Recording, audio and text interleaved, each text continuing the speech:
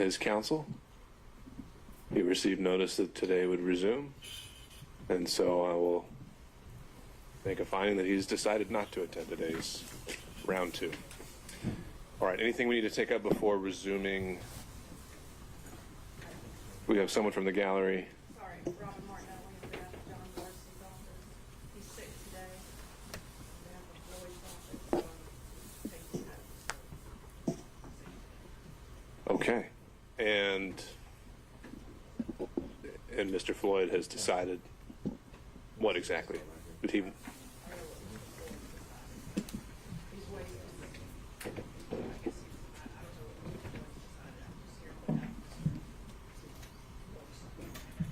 Ms. Cross? It sounds like it's a deliberate choice for Mr. Morrison not to be present this morning, and the defendant was certainly here yesterday if he joins later. Otherwise, I think we can call that a voluntary waiver. Okay, I agree, and I haven't heard anything else from Mr. Morrison or any other counsel. Is there anything we need to take up before resuming testimony here? Let me start with the state. I'm sorry, thank you, Your Honor. Yesterday, the state had asked that Ms. Yurdi be, her subpoena be held in case we needed to recall. I let her attorney know last night after speaking to him, we don't intend to recall her, and as far as the state's concerned, I know she'd already been released from the subpoena from the other side, so there was no reason for her to be released today from the state's concerned. All right, Ms. Merchant, can we excusing Ms. Yurdi?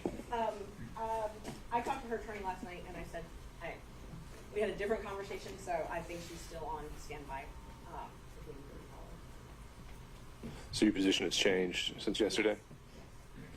Well, based on the state's representation that they may have rebuttal evidence, but they didn't give us that, so I don't know what that is.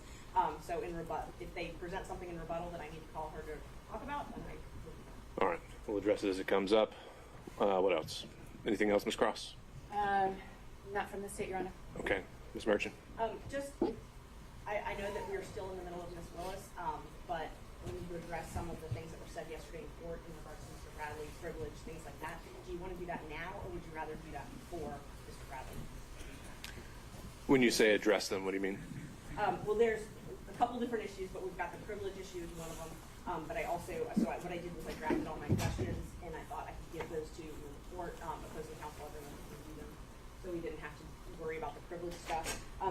There were some allegations made. I had a transcript made of the proceeding yesterday.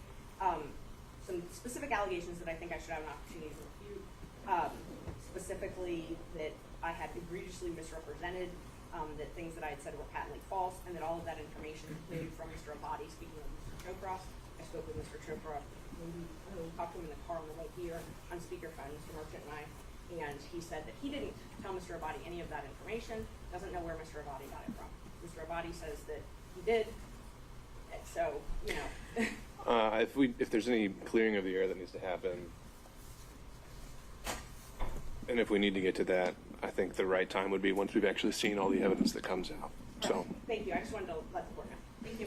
And in terms of the privilege issue, if you're planning to recall Mr. Bradley, and you've actually typed out some specific questions, then yes, I think that would be helpful and might allow things to proceed a little more efficiently through his testimony. So if, to the extent you've got those typed out and are willing to provide those to counsel for Mr. Bradley and the state, I'd encourage you to do that. And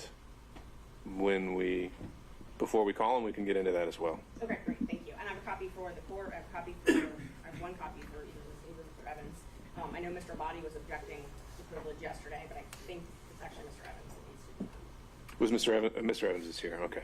All right. Anything else from any counsel? Vote the rule. Make sure it's still in. Rule is still in place. All right. Not seeing anything else. If we could bring back in Ms. Willis. Actually, Your Honor, the state has no further questions for Ms. Willis, so. All right. No need to recall. Okay, Ms. Merchant. Next witness. I think we're about to hit the privilege issue. We are about to hit the privilege. There we are. Okay. Then do you need counsel need a moment to take a look at her questions? Yes. So I've got a copy. Oh, I guess Mr. Evans. And then do we have Mr. Bradley somewhere in the whereabouts nearby? Mr. Chopra. I informed Mr. Chopra that he's still under subpoena. So. Well, him and his client. Yes. I'm also with Mr. Bradley, and he's actually not here today. He's We need you to identify yourself for the record, sir. Nate Van Ward. He's not here at this moment. He has a doctor's appointment that he's currently in as we speak. His representation is on the way here as well. I'd love to be able to get one of the Do you have a copy of that information? I just want Mr. Evans.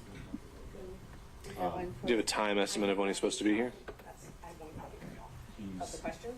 Where's the doctor in relation to here? Yes, at the very earliest, it would be he would be free about 10 o'clock, 10 to 10:30. All right, he's currently driving here as we speak. He's at the actual doctor's office as we speak. Okay. And And I think the council was informed of that last night, that he would not be here until at the earliest 10 to 10:30. all right, I wasn't until 10 or 10:30, but. sure. Ms. Merchant, other than Mr. Bradley, did you have any other witnesses? Not that I can call before Mr. Brown. But I do think we can take up some of the privileged Sure. questions. No, I think we can use this time to do that. So why don't y'all take a moment to look at the questions and then let me know when you're ready to proceed. My part of it doesn't have to do with the question. I understood yesterday, I know these gentlemen are looking at the same time, so you want me to wait until they've had a chance to. Well, I think you're about to maybe make a legal qualification here, so why don't we hear what you got? Right. Yesterday, it sounded as if the witness was going to decline to answer any questions at all in relation to communications or observations or anything, be it independent source or otherwise, that took place during the time of the alleged attorney-client privilege relationship, which is 2015, I think, until the present. I understood that as referencing not simply attorney-client privilege communications, but what we commonly refer to under 1.6 as confidences and secrets, which are not covered by the attorney-client privilege and are not barred from testimony or evidence in a courtroom.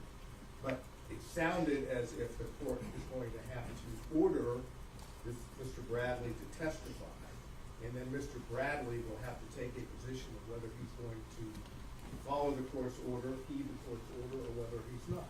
If he does, then we'll be able to get in hopefully to the questions that Ms. Merchant has prepared on Mr. Roman's behalf. If he says, I'm not going to comply, then theoretically we're in a position in which the court will have to hold him in contempt. And then, at that point, my guess would be that somebody would say, I would like him to have the contempt stayed while I take it up on appeal. So I'm just trying to play through where we're going to be. Because if we're going to do that, we might as well know this before we start putting them on the stand. I think that's a good thing to flag now, and I agree that yesterday during the hearing there was some intermingling of 1.6 and attorney-client privilege, and now having had the time to kind of parse through that, and it does seem that there is a distinction between the two. One is not covered by the evidentiary privilege, and pulling the case of Tenet Healthcare Corp., 273 Georgia 206. Supreme Court doesn't make that distinction. So to that end, Mr. Evans, as we work through these issues, I would say that when Mr. Bradley takes the stand, I would be directing him to respond and be responsive to any questioning that may be covered by Rule 1.6. That would be the order of this court. But that still reserves the issue of attorney-client privilege. So as you're reviewing those questions, we'll keep that in mind, and I'll be interested to hear your response. Anything else you think we should clarify before we take a break to look at the questions? Do you have a copy for me? Yes, I do. A copy of the questions, Judge, and I also have copies of there's the exhibit that I would be filing. Would you like that as well? I just So I have an objection to filing. You say you're going to file it? know that I'm going to use Mr. Bradley's testimony. I think that would help, but we can wait and I can use it after it's strict question that I gave Ms. Bradley.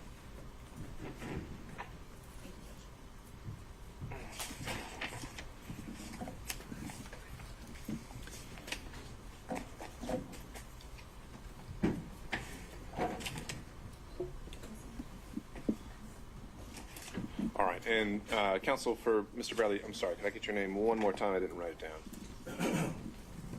Maybe I would. Mr. Ward? Yes. Okay. All right, Mr. Ward, if we could get some regular updates of where he is and how he is progressing towards the courtroom.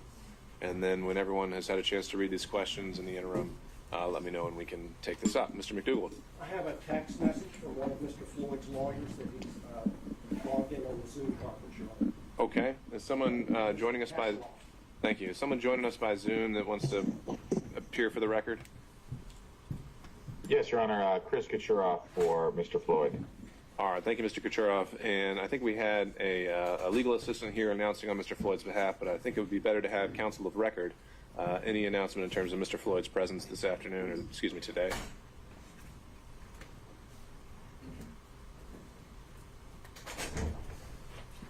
I'm sorry, Your Honor. I don't. Did you ask a question? Yes, sir. So Mr. Floyd joined us yesterday, but I do not see him here today. Do you have an announcement about his presence for today's hearing? No, he will not be present, Your Honor. All right. We would waive his presence. Okay. Thank you, Mr. Cottrell. All right. We'll be in recess until I hear from the parties. Thank you.